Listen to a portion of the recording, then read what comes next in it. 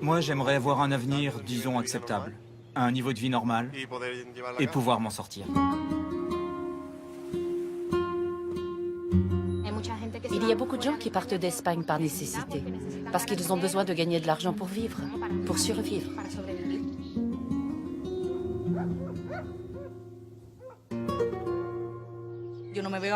Je me vois pas ici. Dans un camp, ici, je m'y vois pas. On a dépensé tout l'argent public pour sauver les banques. Et maintenant cet argent, on n'en verra plus la couleur.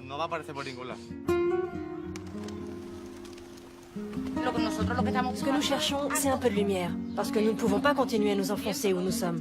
Parce qu'il n'y a aucune sortie.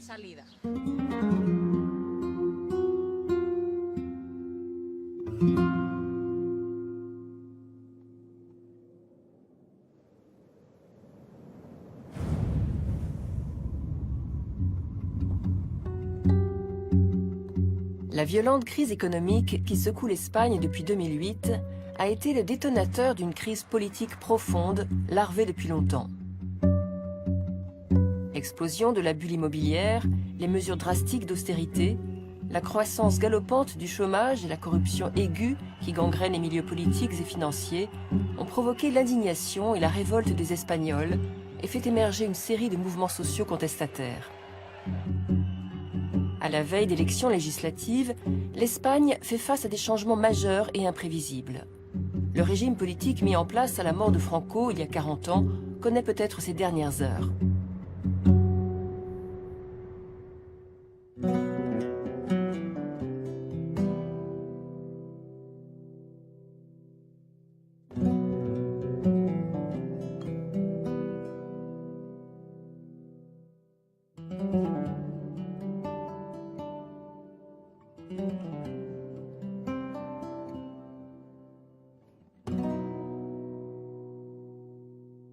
Españoles, Franco ha muerto. Avec la mort de Franco, on a laissé la dictature derrière nous, mais aussi un pays pauvre, un pays arriéré et isolé.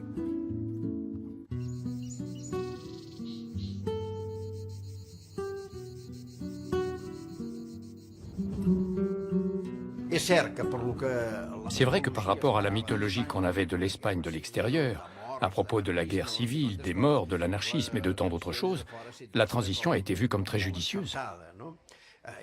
Il y a un modèle, le modèle du bon traître. C'est-à-dire un des faits qui a facilité la transition, c'est le rôle de grand traître joué par le roi. Voilà un type qui jure fidélité aux lois franquistes, puis qui change de camp, et qui, vis-à-vis des fidèles à l'ancien régime, notamment les militaires, donne sa légitimité à la transition. Juro por Dios y sobre los santos evangelios cumplir y hacer cumplir las leyes fundamentales del reino y guardar lealtad a los principios que informan el movimiento nacional. En el recuerdo a Franco, ¡viva el rey! ¡Viva! ¡Viva España! ¡Viva! Sous la houlette du roi Juan Carlos, l'Espagne bâtit une démocratie libérale et parlementaire. La Constitution, approuvée par le peuple espagnol le 6 décembre 1978 lors d'un référendum, fixe les règles d'un état de droit. Passer d'une dictature de 40 ans, d'un pays littéralement déchiré à feu et à sang pendant la guerre civile, à un système démocratique en 2 ou 3 ans seulement, avec une constitution, une économie sociale de marché, une pluralité politique, parce que même les politiciens nationalistes ont participé, ce fut un succès. Et je pense que c'est étroitement lié aux personnes, à la générosité et à l'ouverture d'esprit du moment. Il fallait mettre tout le monde d'accord, du Parti communiste, qui sortait de l'illégalité, à ceux de l'ancien régime, comme le ministre Fraga, qui dirigera la droite espagnole. L'un des succès majeurs de la transition a été de refermer de nombreuses plaies héritées du passé. Mais une d'entre elles est restée ouverte, celle de la relation difficile entre l'État et les régions, celle de la distribution du pouvoir politique en Espagne. Souvenons-nous que les chapitres de la Constitution qui font référence aux autonomies régionales ont été directement rédigés par l'armée, qui est devenue le garant de l'unité de l'État, et qui, par conséquent, a fixé les lignes rouges à ne pas franchir.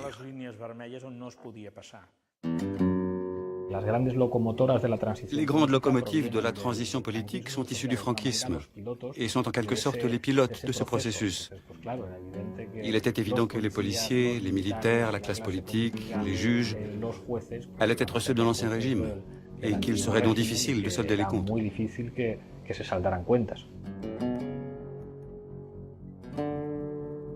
Les nouvelles réformes démocratiques, la nouvelle organisation territoriale et les attentats terroristes ont poussé des éléments d'extrême droite et de l'armée à fomenter un coup d'État en pleine crise économique et politique.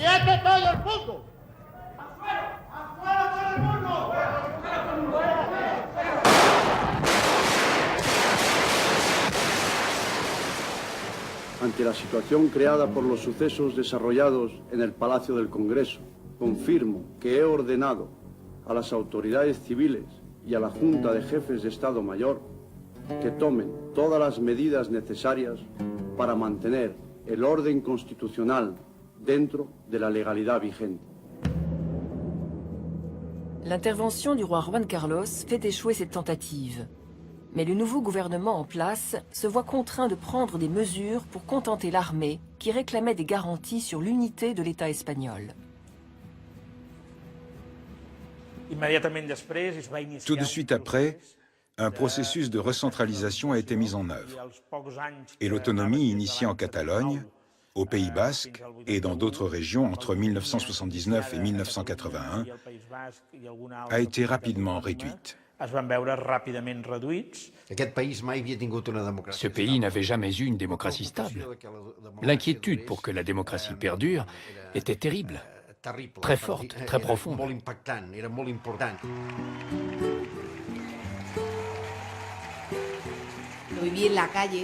Je l'ai vécu dans la rue, avec une joie immense. Imaginez le vivre à Séville, le berceau du socialisme et la ville natale de Felipe González.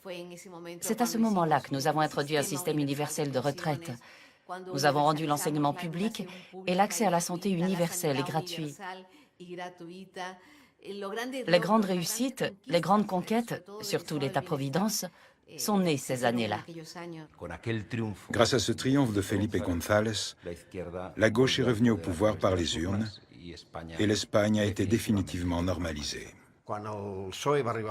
Lorsque le Parti socialiste est arrivé au pouvoir, avec la plus grande autorité jamais obtenue par un parti politique dans ce pays, aussi bien en nombre de votes qu'en termes d'autorité morale, au lieu de doter le pays de la culture démocratique qu'il ne possédait pas, il a donné priorité à la stabilité.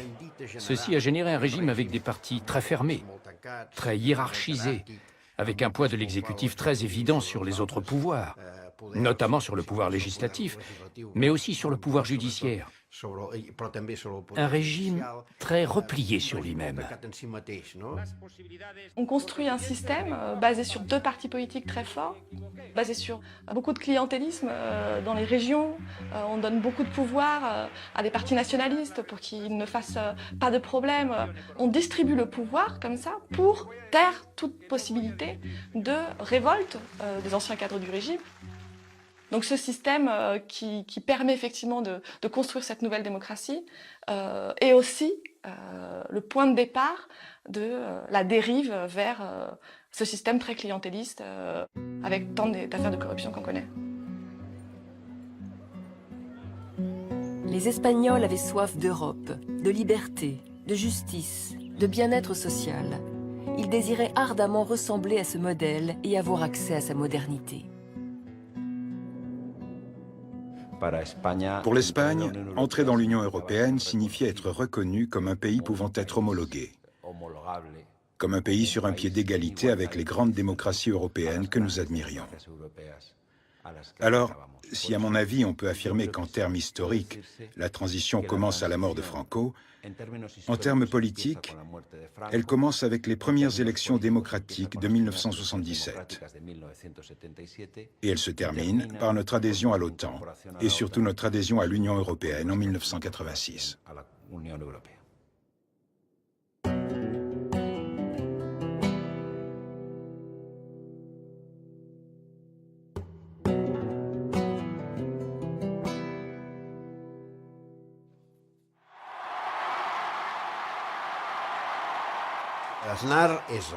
Aznar est le grand leader de la droite espagnole. Ce personnage surgit après une période où l'hégémonie socialiste semblait intouchable et où la droite était très faible. Avec ses positions idéologiques très conservatrices, très réactionnaires, un peu enjolivées par un discours libéral radical dans le domaine économique, il redonne à la droite une perspective.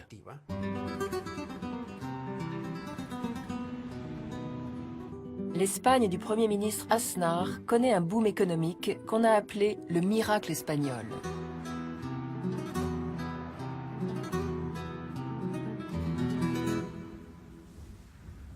Une des premières mesures du gouvernement fut de libéraliser l'offre foncière, de libéraliser l'affectation du sol. Monsieur Aznar et les régions gouvernées par la droite ont adopté plusieurs lois du sol extrêmement permissives. Les promoteurs pouvaient faire ce qu'ils voulaient. Ce qui, avec le financement bancaire, qui a par la suite abouti à la crise des banques espagnoles et à leur sauvetage, a créé celle qui est, sans doute avec l'irlandaise, la plus grande bulle financière connue depuis l'affaire des tulipes de Hollande. Avec l'arrivée de l'euro, la baisse du coût des crédits a conduit à une explosion de la consommation des ménages et des pouvoirs publics, bien au-delà des possibilités réelles de l'économie du pays. De nombreux fonds européens sont arrivés dans le pays, qui avait un PIB par habitant beaucoup plus bas que celui d'autres pays. Et certaines régions étaient particulièrement pauvres. Mais en même temps, avec l'arrivée de l'euro, le crédit bon marché est aussi arrivé en Espagne.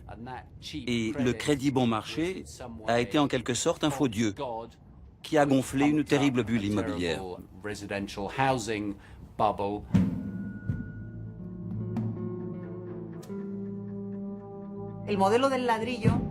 Miser sur la brique, ce n'est pas un modèle de croissance durable.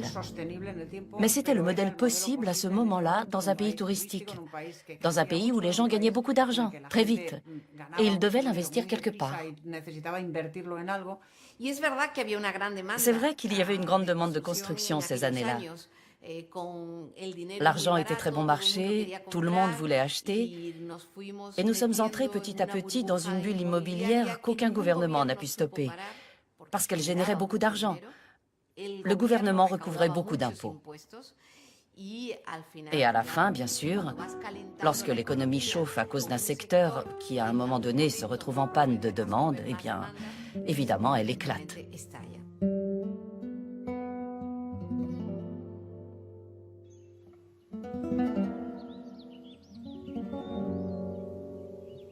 On découvre alors l'ampleur de la bulle.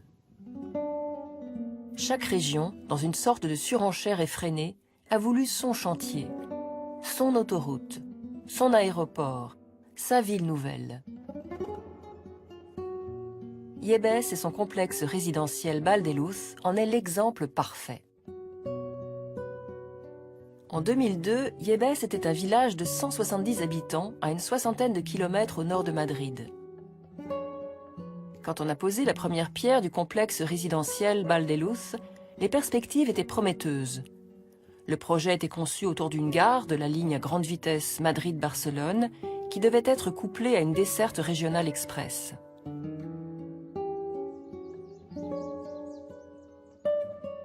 Ce réseau n'a jamais vu le jour. Et la gare, qui devait accueillir de nombreux voyageurs et qui justifiait ce projet immobilier, est aujourd'hui une station presque fantôme.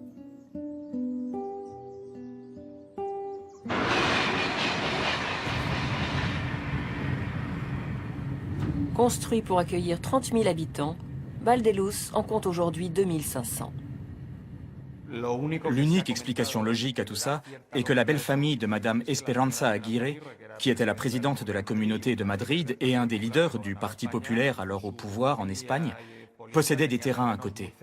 Autrement, il est impossible de comprendre cette localisation. C'est vrai que ça a créé dans la région une ville fantôme et une bulle immobilière. C'est l'une des grandes images de la bulle.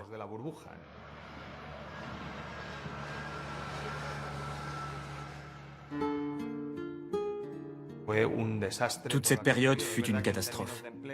Il est vrai qu'elle fut positive en termes d'emploi et d'indicateurs macroéconomiques.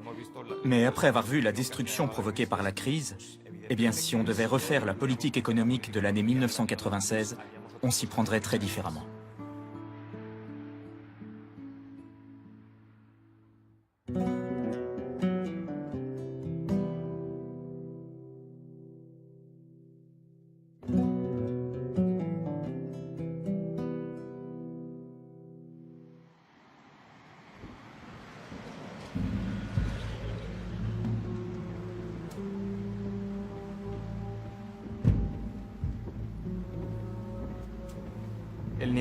Le niveau de corruption en Espagne avait atteint un niveau trop élevé. Parce que le niveau de la bulle immobilière avait atteint un niveau trop élevé. Il est arrivé beaucoup d'argent ici. Beaucoup d'argent en provenance de toute l'Europe, des fonds d'investissement, etc. Et s'il y a beaucoup d'argent et une moralité publique douteuse, comme c'est le cas des pays méditerranéens, tous, l'Espagne en premier, il est fort probable que la corruption se développe et s'enracine. Et ici, la corruption s'est enracinée. Un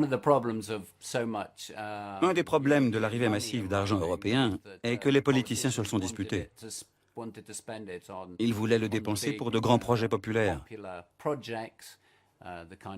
Le type de projet qui vous permet de couper le ruban inaugural et de vous attribuer le mérite de cette magnifique et éclatante nouvelle gare ou de ce magnifique et éclatant nouvel aéroport construit dans des régions qui n'avaient jamais rêvé d'en avoir.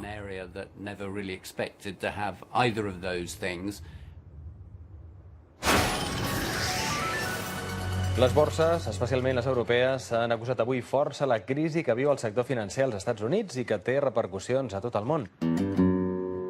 La crise économique et financière a alors provoqué l'éclatement de la bulle immobilière. Le secteur de la construction, qui représentait 18% du PIB et 13% des emplois, fut touché de plein fouet. Au début de la crise, plus d'1,5 million de logements restèrent invendus.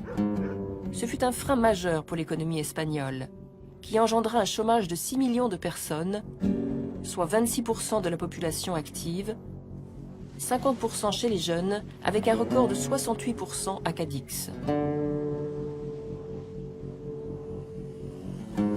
Comme tous les pays du sud de l'Europe, l'Espagne est alors forcée d'appliquer des mesures d'austérité brutales.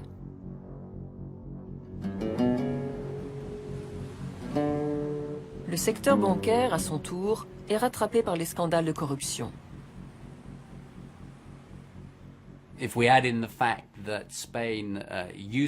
On doit tenir compte du fait que l'Espagne avait un vaste réseau de caisses d'épargne qui était très lié aux politiciens régionaux qui souvent les dirigeaient.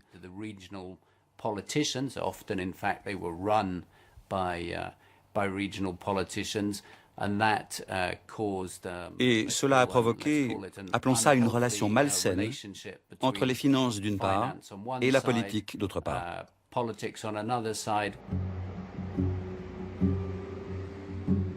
L'exemple le plus flagrant de cette relation malsaine est incarné par Bankia, résultat de la fusion de 7 caisses d'épargne régionales.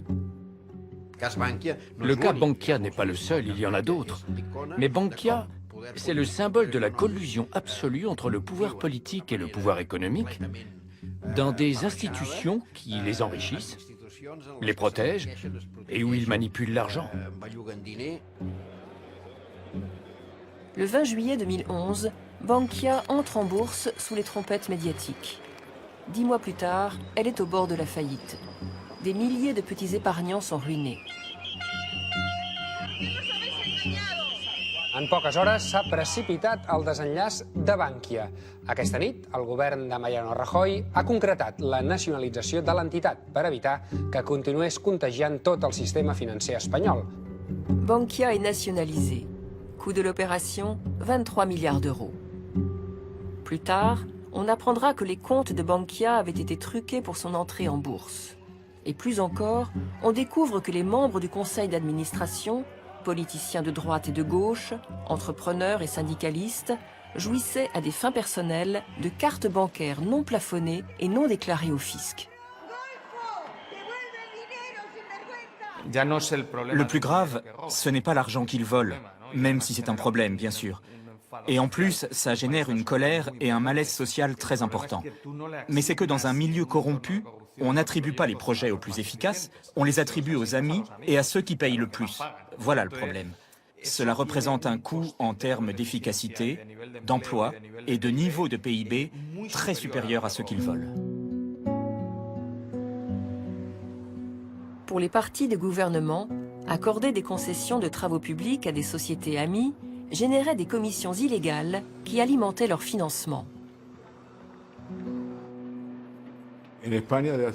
En Espagne, depuis 2 ans déjà, un des grands dossiers est la double comptabilité du Parti populaire, tenu par son ancien trésorier, Luis Bárcenas, un très proche de Mariano Rajoy, Premier ministre et président du parti. Bárcenas a cumulé une fortune de 48 millions d'euros en Suisse pendant qu'il était trésorier du Parti populaire. Les enquêtes judiciaires ont déterminé que le réaménagement du siège central du Parti populaire à Madrid avait été payé au noir par Bárcenas. Le parti a refusé d'assumer une quelconque responsabilité. Pleno respeto a las decisiones de la justicia, esperamos sus resoluciones y estamos tranquilos. En d'autres termes, voilà que l'on construit pour le président d'un parti un bureau magnifique au 7e étage. Les travaux durent 2 ou 3 ans, chaque étage fait l'objet d'un devis, et ce monsieur ignore qu'ils sont payés au noir.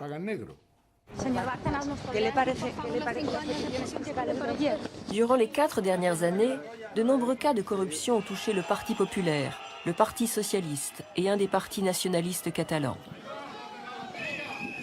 Plus de 600 élus et hauts fonctionnaires ont été inculpés, mais peu d'entre eux ont été jugés. Selon la logique de Smith, si on veut, en pointant les élites économiques et politiques, elle nous signalait clairement la direction à suivre. Une voie de politisation essentielle, du haut vers le bas. Les gens contre l'oligarchie, le peuple contre les élites du pouvoir et la crête du système économique. Les 99% face aux 1%. Nous avons donc commencé à souligner que le clivage gauche-droite semblait limité pour pouvoir comprendre ce qui se passait et pouvoir agir.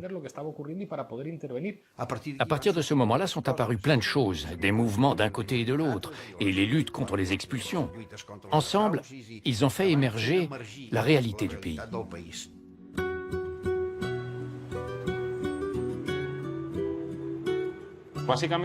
Fondamentalement, nous avons suivi nos engagements, c'est-à-dire aller de l'avant. Comment avons-nous réussi? Nous sommes allés dans les quartiers et nous avons commencé à cerner quels étaient nos besoins, qui étaient nos voisins les plus touchés, et à partir de là, nous avons continué à travailler et à révolutionner notre réalité.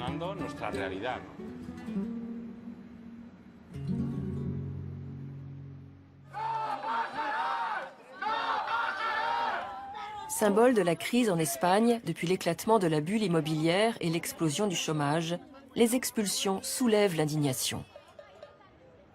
Surendettés et souvent sans emploi, des centaines de milliers de foyers espagnols sont incapables de rembourser leurs prêts. Si aucun accord n'est trouvé avec la banque, la propriété est saisie et mise en vente. Les propriétaires, ruinés et endettés, sont alors expulsés. Pendant longtemps, nous avons vu arriver à l'APA, la plateforme des victimes des hypothèques, de nombreuses personnes désespérées. Et lorsque nous leur disions qu'on essaierait de stopper l'expulsion, les gens étaient terrorisés. Pas par la banque et l'expulsion, par la peur du qu'en dira-t-on. Que diront mes voisins, ma famille, mes collègues s'ils me voient à la télévision? Dans notre société, apparaître pauvre est plus mal considéré que le fait d'être pauvre. No és només que el facin fora i no té lloc on anar, sinó que a més li reclamen encara 100.000 euros de deute a part de treure-li la casa, que és una injustícia clamorosa. Doncs per això hem fet la concentració i vaig dir, vostès valoraran, però nosaltres en tot cas la nostra idea sí que és no apartar-los de la porta. Nous avons pu arrêter la première expulsion parce qu'un homme d'un petit village est venu. Il avait tout perdu, son travail, sa maison, et en plus, on lui réclamait plus de 100 000 euros de dette. De désespoir, il est arrivé en criant qu'on ne le sortirait de sa maison que les pieds devant. Il disait qu'il ferait une folie, qu'il allait commettre un attentat. Nous avons essayé de le calmer. Nous lui avons dit, avant de faire une folie, nous sommes pour les solutions pacifiques. Laissez-nous vous aider et venir tous chez vous, et nous stopperons l'expulsion. S'hauria aconseguit que condonin tota la deuta, tota, amb Matías i la seva filla. Créée en 2009, la PA, la plateforme des victimes des hypothèques, est parvenue à empêcher la police et les huissiers de procéder à plus de 500 expulsions.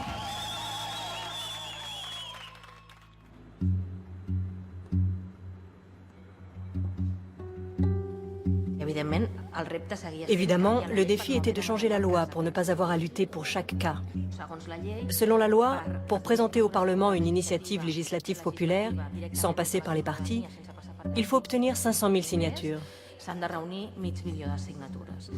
Nous en avons obtenu le triple, 1,5 million. Grâce à ça, l'initiative est arrivée au Parlement soutenue par une forte pression, et pas tout simplement par des signatures.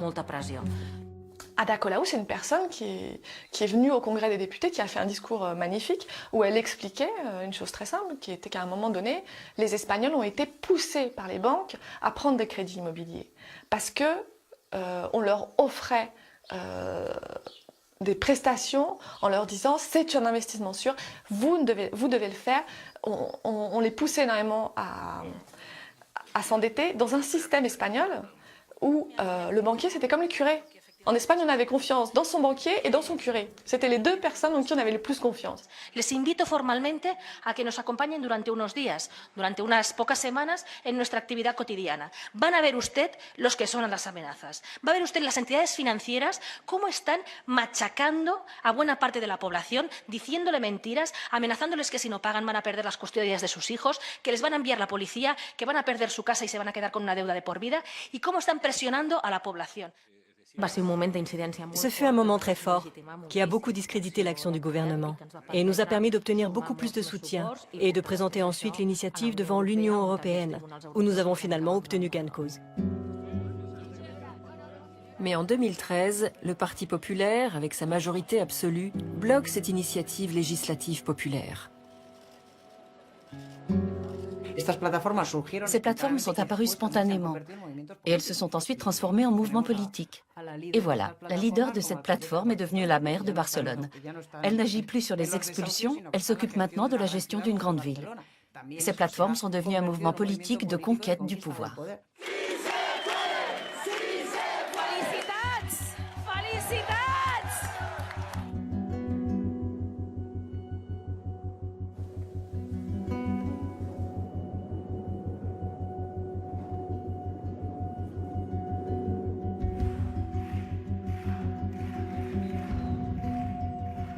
La crise politique se complique.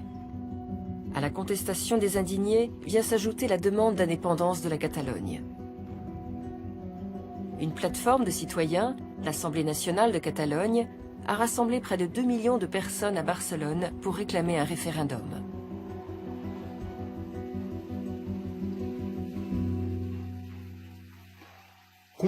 Je le souligne une fois de plus, rassembler des centaines de milliers de personnes, plus d'1 million, 4 fois en 2 ans et pour une même question, il n'y a aucun précédent en Europe après la Seconde Guerre mondiale. C'est un phénomène très particulier. Quand on monte le mouvement indépendantiste, l'Espagne est plongée dans l'austérité, le discours est extrêmement négatif, et le seul discours en positif qu'on a, on dit on va créer quelque chose de nouveau, on va créer quelque chose de neuf, c'est le discours catalan. Les nationalistes ont été très habiles et ont agité le fantôme extérieur. S'il y a des difficultés économiques, c'est la faute de Madrid. On nous vole le portefeuille, on nous prend ce qui nous appartient. Faire appel à l'ennemi extérieur, c'est un message que le nationalisme a toujours très bien employé. En 2011, l'arrivée au pouvoir de Mariano Rajoy a ravivé les tensions territoriales. Pour les indépendantistes, les effets conjugués de la crise économique et de la politique de recentralisation de Rajoy ont brisé le consensus sur les rapports entre la Catalogne et l'Espagne, établi dans la Constitution de 1978. De eso se trata, de estar unidos todos.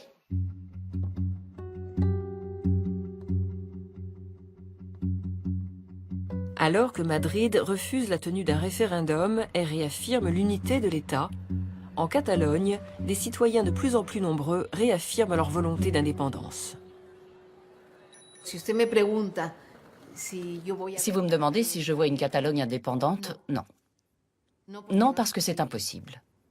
Pour qu'il y ait un résultat quelconque concernant la décision que les Catalans prendront, il faudrait aussi poser la question aux autres Espagnols. Parce que moi aussi, je veux exprimer mon avis sur la Catalogne. Parce que la Catalogne fait partie de l'Espagne. Pourquoi seuls les Catalans vont-ils exprimer leur avis sur la Catalogne?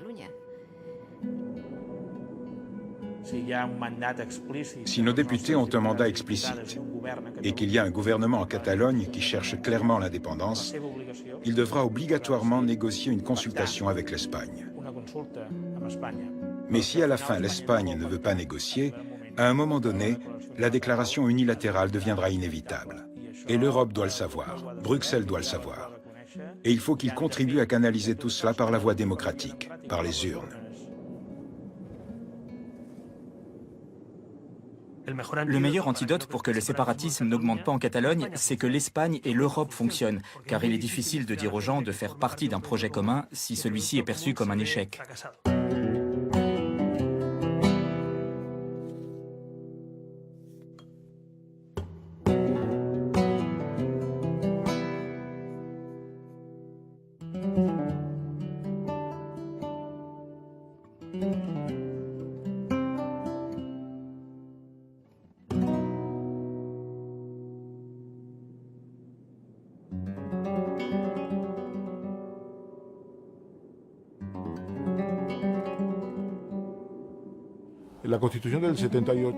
La Constitution de 1978 établit une monarchie qui n'est pas encore exactement constitutionnelle, parce que le roi est préconstitutionnel, puisqu'il a été désigné par le dictateur Francisco Franco.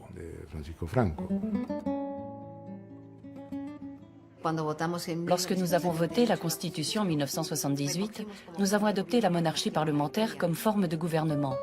Et c'est l'approbation de la Constitution avec cette forme de gouvernement, une monarchie parlementaire, que nous défendons et que nous respectons, parce que nous l'avons décidé entre tous les Espagnols.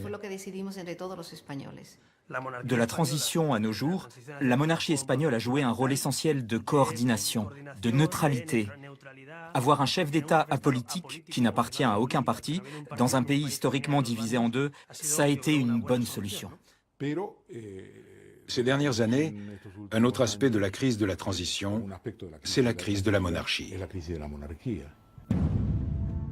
La crise de la monarchie commence lorsque Juan Carlos et son gendre, Iñaki Urdangarin, le mari de l'infante Cristina, créent pratiquement une société pour obtenir du financement, pour obtenir des subsides des gouvernements régionaux.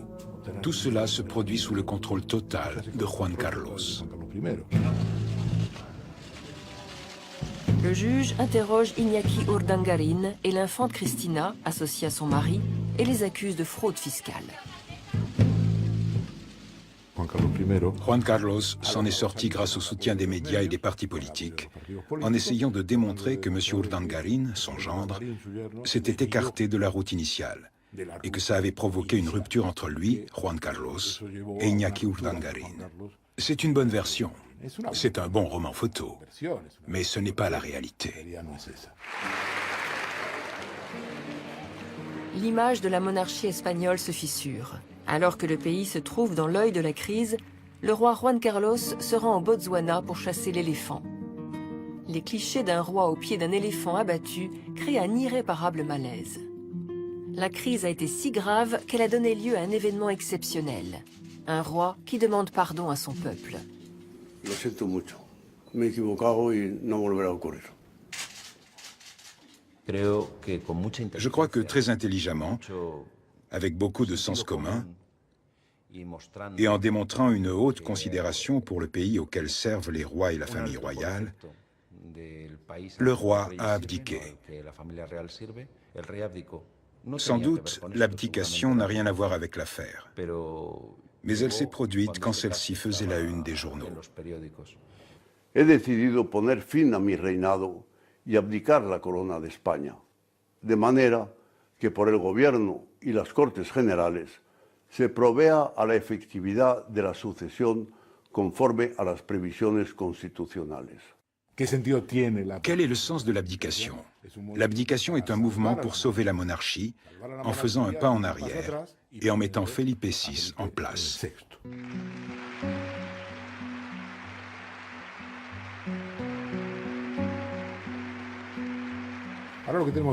Nous avons maintenant les deux grands partis en crise, qui perdent du poids électoral, et nous avons la figure ascendante de Felipe VI, sur la base de la crise de la monarchie sous le règne de Juan Carlos.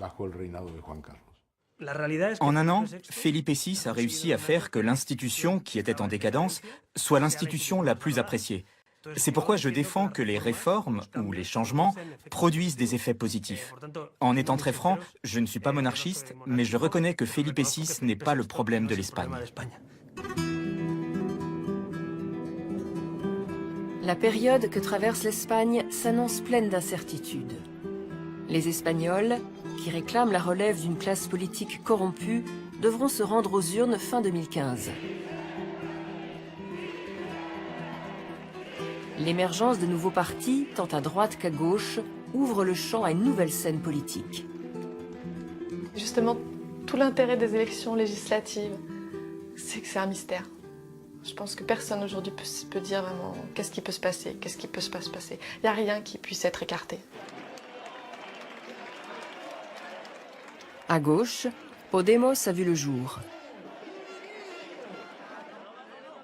Il propose d'en finir avec le bipartisme et d'ouvrir un processus de réforme profonde de la Constitution.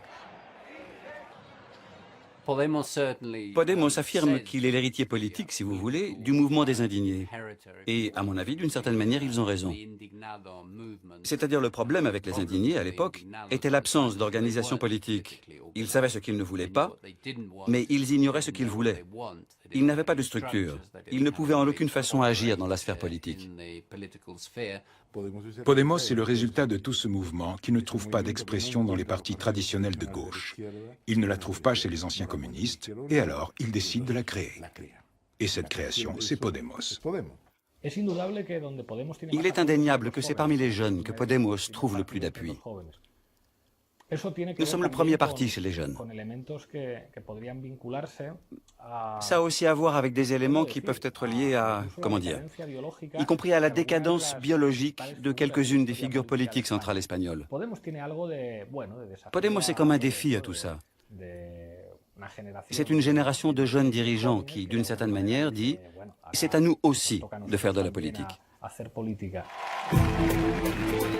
Aux élections municipales de mai 2015, par le biais de coalitions, Podemos est arrivé aux mairies de Madrid et de Barcelone, les deux principales villes d'Espagne. À Barcelone, la liste était menée par Ada Colau et à Madrid par Manuela Carmena, issus toutes deux de la société civile. Là où Podemos était au second plan, c'est là qu'il a obtenu les meilleurs résultats. Et c'est là qu'il a réussi à prendre le plus de pouvoir au Parti populaire. Los que no van a pactar con el PP somos nosotros, ni se lo vamos a poner fácil en ningún contexto. Son objectif est d'écarter le Parti socialiste de la première place de la gauche. Les deux se la disputent. Podemos veut devenir le premier parti de gauche aux prochaines élections et pour réussir, il doit modérer son discours. Au centre droit surgit également un nouvel acteur, Ciudadanos. Ciudadanos es hoy la tercera fuerza política municipal de España. Ce nouveau parti est né en Catalogne, initialement pour s'opposer au nationalisme catalan. Désormais, son objectif est aussi le renouvellement du système politique espagnol. Ciudadanos est né de la société civile de Barcelone.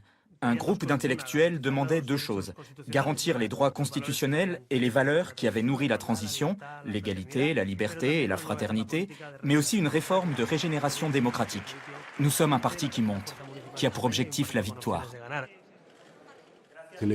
Il est perçu comme un possible nouveau parti populaire, le possible nouveau parti de centre droit que le PP refuse de devenir. À mon avis, Ciudadanos est plus libéral et moins conservateur que le Parti populaire. Il est plus libéral dans le sens anglo-saxon du terme. Il est libéral en économie et aussi sur les questions sociales.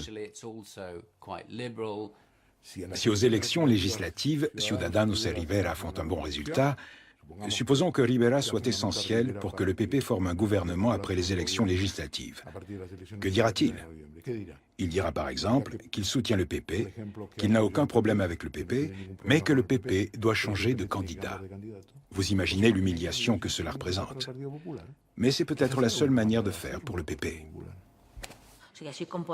On peut critiquer Podemos, mais c'est un phénomène qui naît clairement de la citoyenneté auto-organisée, qui cherche de nouvelles réponses. Quant à Ciudadanos, à mon avis, il s'agit clairement d'autre chose. Je le considère comme un produit très bien conçu, avec un soutien clair de certains pouvoirs économiques qui recherchent la manière de moderniser la droite. Les multiples bouleversements forcent le monde politique espagnol à dessiner une nouvelle carte politique plus complexe, conçue autour de pactes et de coalitions inédites. L'émergence des deux nouveaux partis marque peut-être la fin du bipartisme. L'hégémonie des deux grands partis va être moins forte et nous aurons un Parlement plus diversifié. Cela va sans doute donner naissance à un Parlement plus instable. Et par conséquent, mais j'espère que non, à des gouvernements moins capables de résoudre les problèmes. Est-ce la fin du bipartisme en Espagne? Moi, je dirais oui. Je crois qu'après les élections municipales et régionales, on l'a vu clairement. Il est vrai que la résistance des vieux partis, du Parti socialiste et du Parti populaire, est plus forte que nous l'aurions souhaité. Mais l'Espagne n'est plus un pays de deux partis. C'est un pays d'au moins trois partis, comme l'ont dit les faits. Ce qui se passe maintenant, c'est l'apparition de nouveaux partis. Et à mon avis, c'est un phénomène intéressant. Ces nouveaux partis politiques viennent peut-être remplacer des partis qui ont disparu. Il ne faut pas penser qu'il n'y avait que deux partis politiques en Espagne. Non, non. Il y avait deux partis politiques majoritaires. Pourquoi est-il important que de nouveaux partis émergent de la société civile et que nous soyons aussi aux responsabilités? Eh bien parce que les gens doivent à nouveau faire confiance à la politique. Je défends que la plus grande crise d'Espagne n'est pas la crise économique, qui est très grave, mais la crise de confiance. Malgré une situation économique qui semble s'améliorer, la crise de confiance est telle que ni le Premier ministre Rajoy, ni le socialiste Pedro Sánchez ne devraient obtenir une majorité stable lors des prochaines élections. Quel que soit le résultat, surgira des urnes la nécessité d'une coalition. En Espagne, il y a une culture suffisante du pacte. Mais ce qu'il n'y a pas encore, c'est une culture de la coalition. Mais la culture du pacte, oui. Pour moi, le dialogue, le pacte et la transaction sont l'essence de la démocratie. Une chose est le dialogue pour arriver à une entente et une autre, une coalition pour gouverner. Je ne suis pas sûre que nous y arrivions. En Espagne, contrairement à ce que dit Felipe González, c'est pas possible une grande coalition. C'est pas possible, et c'est pas seulement possible parce que maintenant ils n'arriveraient même pas à 50% les deux partis. C'est pas possible parce qu'il y a une crispation politique très très grande entre la droite et la gauche. La grande coalition n'est pas possible, parce que ce serait une autoliquidation, le suicide du Parti socialiste, et les partis ne se suicident pas. Parfois oui, il y a eu le cas du PASOK, mais je ne le sens pas pour l'Espagne. Le scénario sur lequel nous travaillons, c'est de dépasser le Parti socialiste. Si nous sommes la première ou deuxième force, cela nous permettrait de gouverner le pays. Et cela situerait le Parti socialiste dans une alternative très compliquée. Soit ils livrent le gouvernement au Parti populaire, et alors ils nous font devenir la seule force de l'opposition, et il nous faudra attendre le prochain combat électoral avec de très bonnes perspectives, ayant dévoré le Parti socialiste. Soit ils nous soutiennent, et dans ce cas, soutiennent mon investiture. Ça représenterait aussi un grand traumatisme pour le Parti socialiste. Je ne suis pas sûre que la baisse soit aussi forte que ce que disent les sondages. Pour le moment, par exemple, Podemos a obtenu 10% aux élections municipales. C'est un pourcentage important. Mais il ne faut pas exagérer, en pensant que maintenant, Podemos va remplacer ou va disputer l'espace de la gauche au Parti socialiste. Non. Il faut prendre en considération ce qui va se passer avec Ciudadanos. Et ce, parce qu'une partie très importante des dirigeants du Parti socialiste préférerait former un gouvernement avec Ciudadanos. Et à mon avis, Ciudadanos préférerait le Parti socialiste au Parti populaire. Ciudadanos a passé des accords d'investiture avec le Parti socialiste ou le Parti populaire dans des conditions spécifiques sans criminaliser leurs votants. Même avec Podemos, pour des affaires de corruption, nous avons mis en place des commissions d'enquête, impulsé des changements de la loi électorale. Depuis cette position centrale, nous sommes en mesure de dialoguer et de négocier avec les autres partis. Plus de majorité absolue? Ce n'est pas grave. Il faudra plus souvent faire appel aux accords, au dialogue, au pacte et à la transaction? Bien sûr. C'est l'essence de la politique, le dialogue. Je préfère un parlement fragmenté à un parlement avec un parti populaire qui a la majorité absolue qui dit non à tout. Les scandales politiques, la corruption et les désirs d'indépendance de la Catalogne ont ébranlé les institutions nées de la transition et ouvert une période d'incertitude. La fin du bipartisme et les coalitions post-électorales obligeront le nouveau Parlement à changer le mode de fonctionnement de la vie politique espagnole. Cette phase ne pourra se refermer qu'avec une profonde réforme de la Constitution. Mais aujourd'hui, les partis politiques s'opposent sur son ampleur et tirent chacun dans leur sens.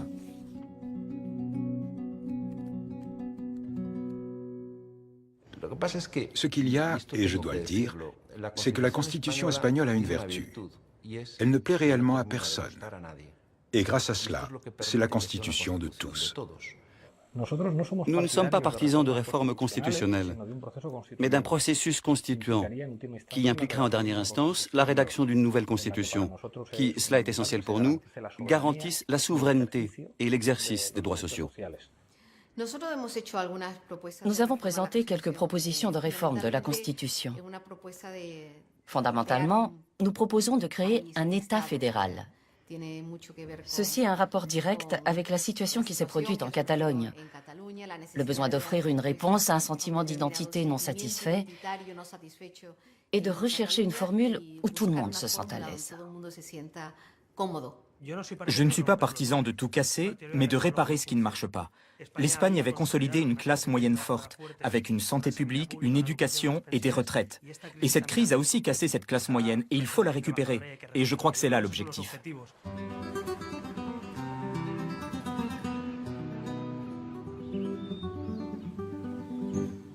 L'incertitude est totale, car il n'est pas certain que la nomenclature politique espagnole soit capable de mener à bien une telle réforme, trop accrochée au système qu'elle a mis en place depuis 40 ans. 40 ans, c'est justement l'âge de cette nouvelle classe politique, prête, elle, à relever le défi. Aujourd'hui, il faut mettre à jour ce qui a commencé avec la transition, dont on ne peut pas parler comme d'une chose aboutie. Il s'agit en fait d'un début qui peut être amélioré, et c'est à notre génération de l'améliorer. Je crois que c'est ce que nous essayons de faire. Ils font quelque chose de relativement nouveau, qui est la transformation de mouvements sociaux en partis et organisations politiques. Ceci me paraît nouveau et significatif. Fondamentalement, ça démontre que c'est possible de se faire une place dans des systèmes politiques très installés, dans des sociétés jusqu'à présent très indifférentes à la politique. C'est un renouveau de l'intérêt pour la politique, fruit d'une conflictualité et d'une problématique sociale nouvelle et croissante. Et ça n'est pas fini. C'est pour cela que c'est peut-être l'annonce de ce qui pourrait se passer dans d'autres pays européens. Et c'est déjà le cas dans quelques-uns d'entre eux.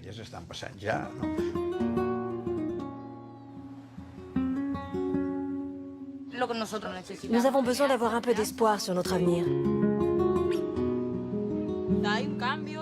Peut-être que ça va changer, parce qu'ainsi nous aurons ce que nous méritons. Pourquoi pas?